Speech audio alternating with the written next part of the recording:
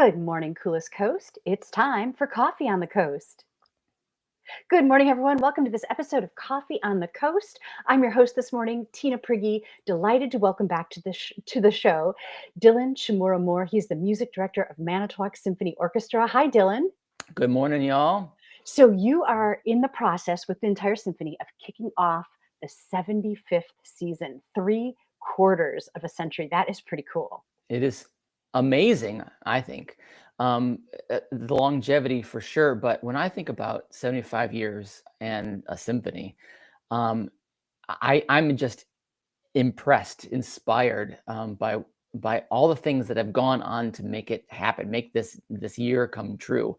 Because to run a symphony, to sustain a symphony, to perform in a symphony requires many, many, many hands. And these hands have to be dedicated, they have to be generous, they have to be passionate, and these hands had to exist and be shepherded throughout the years, year in and year out for 75 years.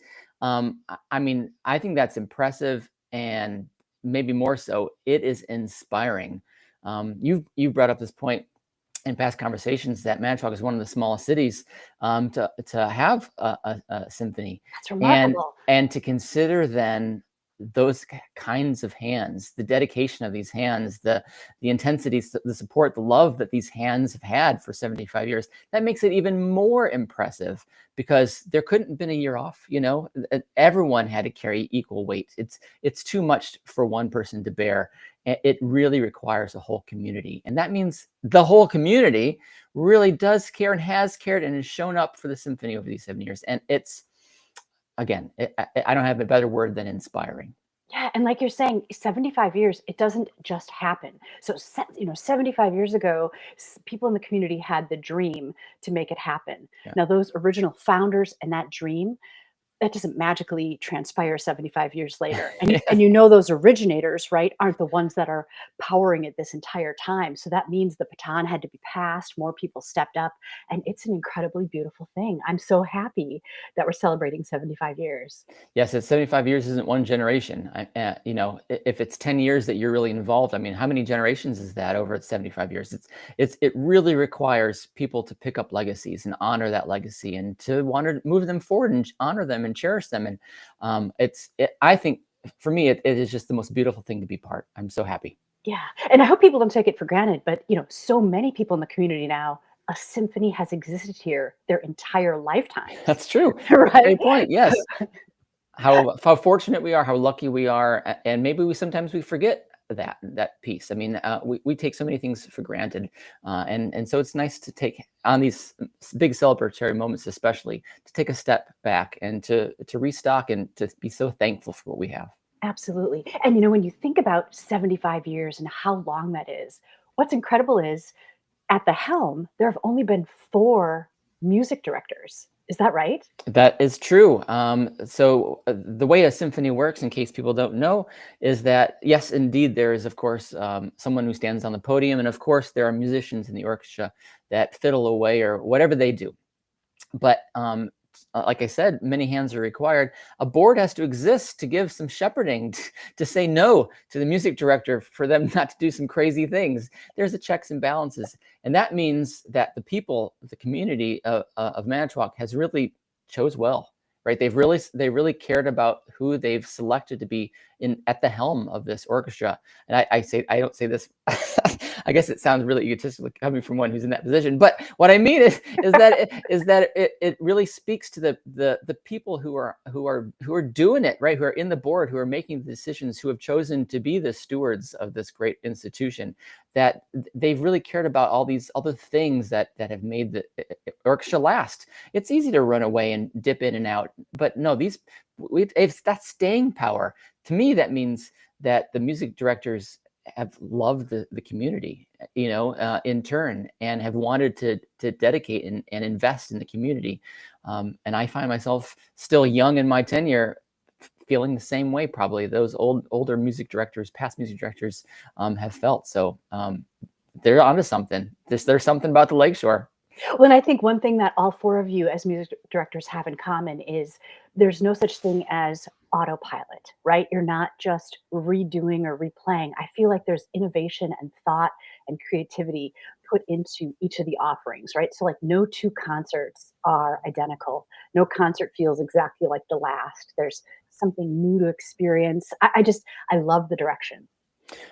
For me, I mean, I only can obviously speak for myself, but one of the inspiring things about my role is absolutely that to learn from the music. I mean, the immense amount of music that has been composed over hundreds and hundreds of years.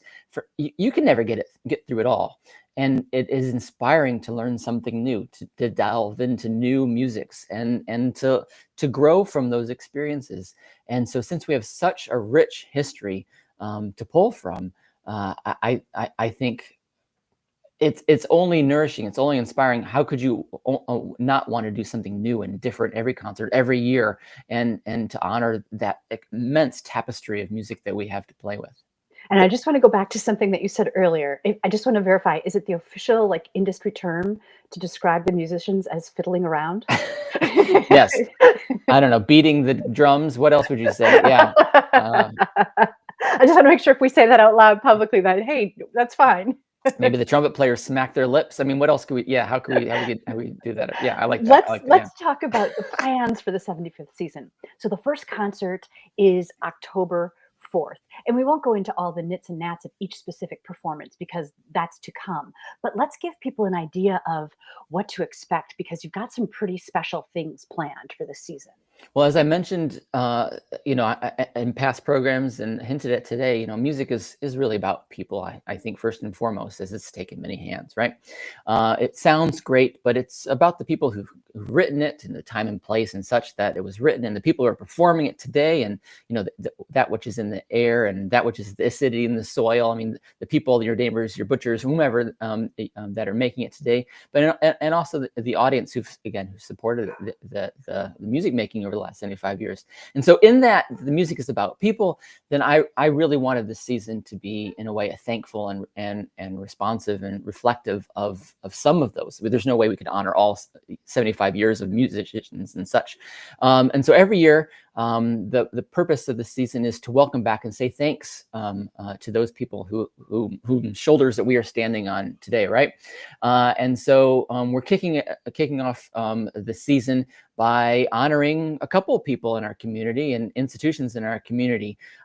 First, we're not the only ones who are celebrating a birthday this year. Our West has also turned 75 this year. They'll be passing us the baton very shortly as their year concludes. And Holy Family Conservatory turned 100 this year.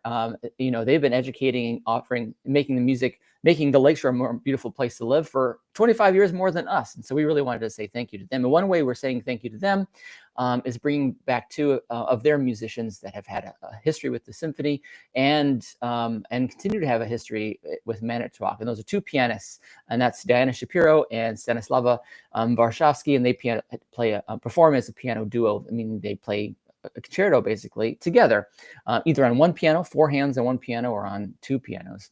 And so we're playing on this first concert with them in order to say and honor the Holy Family Conservatory, two exceptional world-class musicians that we happen to have in our backyard.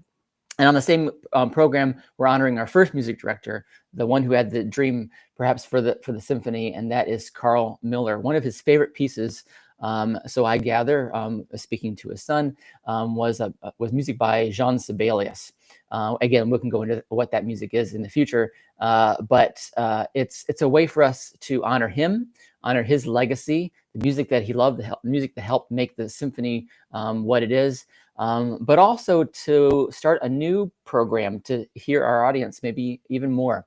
And that's, I don't know if I have the title right yet, but audience choice.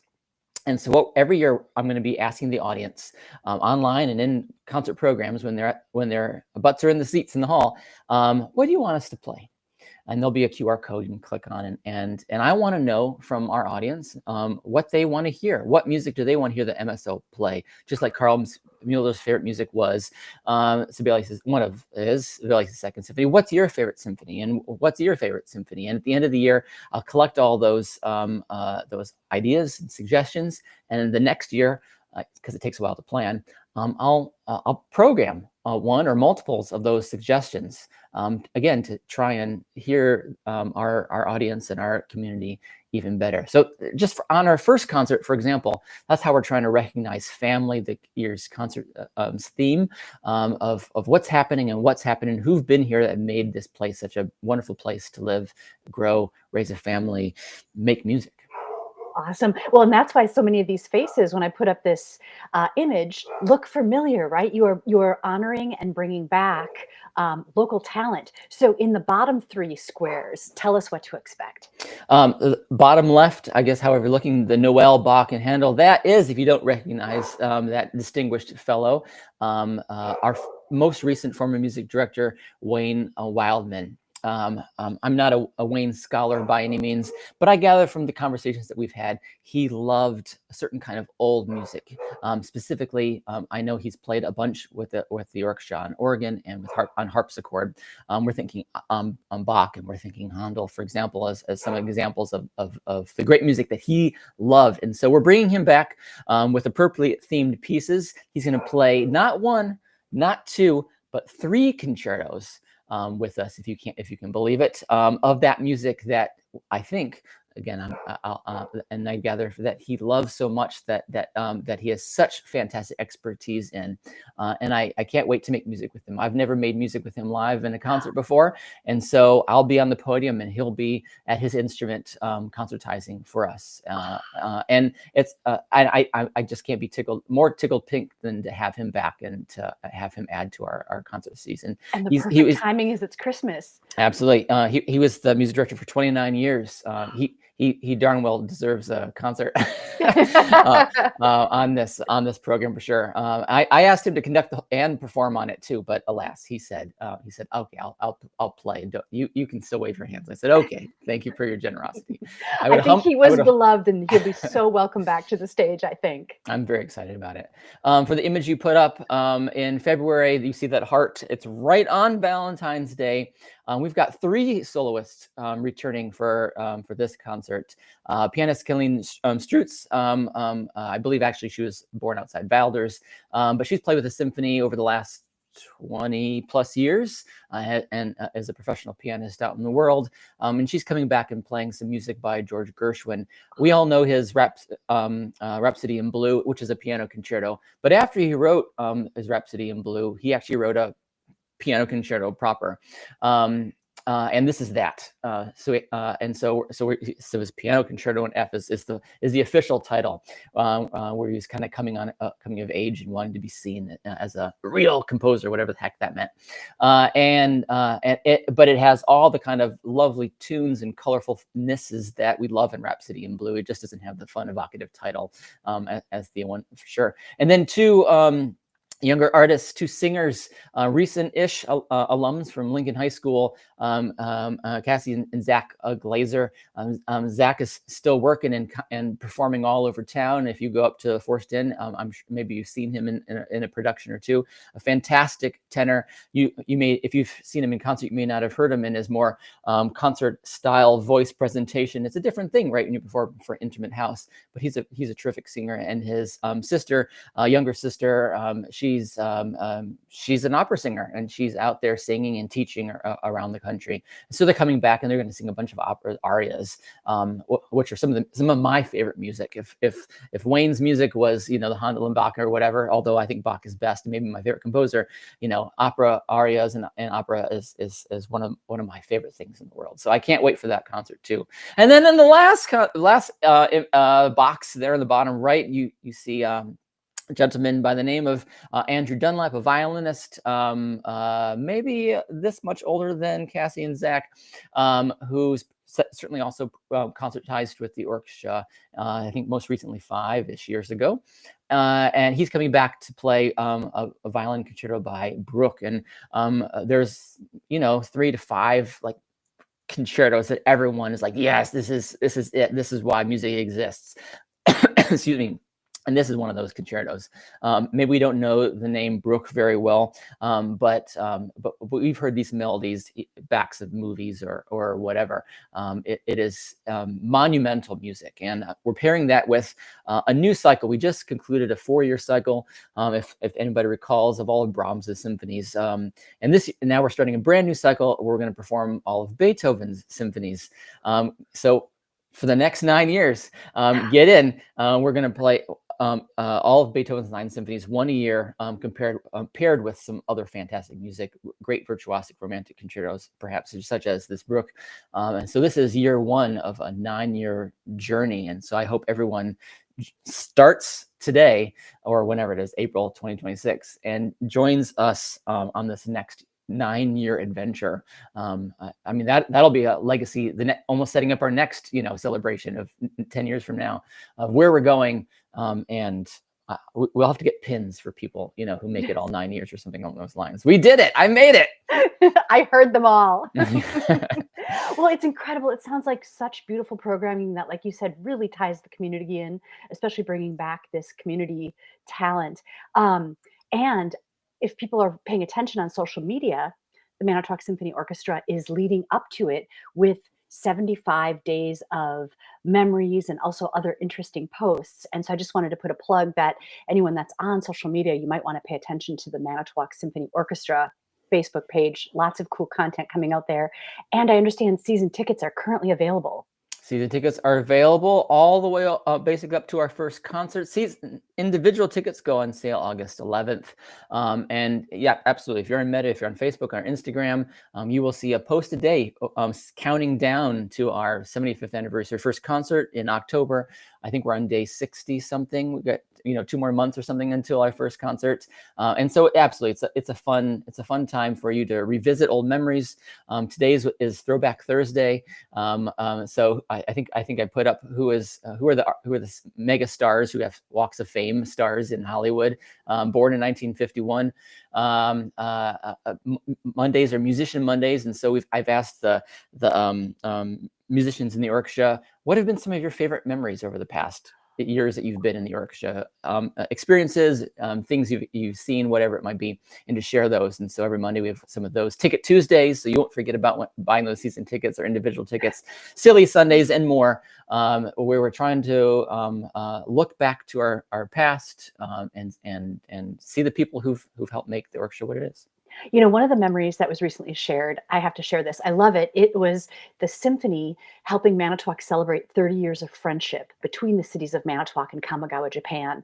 And this one just hit me as very special because 6 students from Kamigawa, Japan just arrived in Manitowoc last night. So 6 students from Manitowoc just spent 10 days in Kamigawa. Now they've all come back together. And so I love this tie-in. And so viewers, if you see these 6 Japanese students around town this week, definitely say hello and make them feel welcome. Absolutely. Thank you. One other thing that was posted that I really want to make sure viewers know about is there is a new accessibility ramp right under the marquee at the Capitol Civic Center. What can you tell us about this, Dylan? Well, the symphony believes wholeheartedly music is music, and music should be for all. And so we wanted to make sure that if you wanted to enjoy the great music that the Capitol puts on, whether that be MSO or any of their other fantastic shows that they bring in, we want to make sure everyone feels welcome to get to their seats. And so there was a gigantic curb there that inhibited many folk from being able to more conveniently get into the hall. And so in partnership with the CCC, I think it took us 2 years to get this program, to get this curb actually cut and poured, and finally it has arrived in perfect time for next season, I think, to start. Now, I don't know if they're going to let us paint it like a piano or something fun. It's always nice when you have those kinds of public art things, of course, but maybe we'll spray paint it secretly at one night. But I think it's a great way that we can say, like, as we're turning 75 again, it's a thank you to the community that has helped support us. And so this is a very small way we can say thank you to those who continue to support us. I love that attention to detail. I love that inclusivity that it encourages, that it makes everything that's happening at the Capitol then available to anyone. Especially my current circumstance, I really appreciate that. And just a little plug, the accessibility at the Capitol is fantastic, especially with this edition. I'm going to give that a big love. There it is. Dylan, is there anything else you want people to know about the 75th season? Thanks to you. Thanks to the Lakeshore. I love being part of the symphony, and I'm so excited for the season. It's so fantastic. Thank you for the great work you do. Kudos to you and all of the musicians for bringing this incredible level of music to the city of Manitowoc. Viewers, don't miss out. This is truly a treasure that we have here locally. ManitowocSymphony.org is the website. You can simply go there to get tickets, to find out all of the concert information. And Dylan, I hope you'll be back in the future to give us more details about each of the concerts. If you'll have me, absolutely. Thank you. Would love it. My guest today, music director of the Manitowoc Symphony Orchestra, Dylan Chmura-Moore. I'm your host, Tina Prigge, for this episode of Coffee on the Coast. Thanks for watching, everyone. Stay cool.